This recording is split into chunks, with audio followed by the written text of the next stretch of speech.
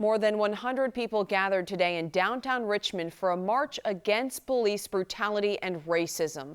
The movement sparked by the killings of George Floyd by Minneapolis police and Breonna Taylor by Louisville police. Organizers say they've seen the protests around the country and couldn't be silent. LEX 18's Catherine Collins is live in Richmond with our big story at 6. Catherine, good evening.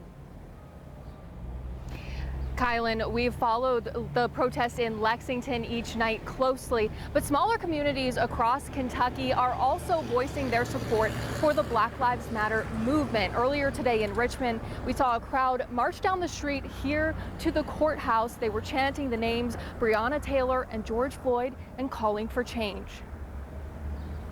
The pain following the deaths of George Floyd and Breonna Taylor by police officers is felt here in Richmond. We are tired of being tired, and we are sick of being sick. 19-year-old Shayla Worsley helped to organize today's march. We've seen what was happening in Lexington. We saw what was happening in Louisville. And we see what's happening across the country.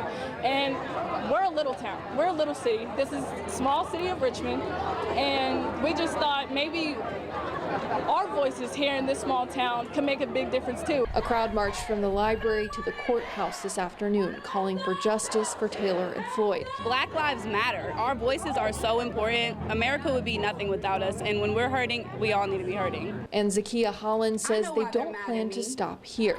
At a booth, people were encouraged to register to vote. She says their voices need to be heard.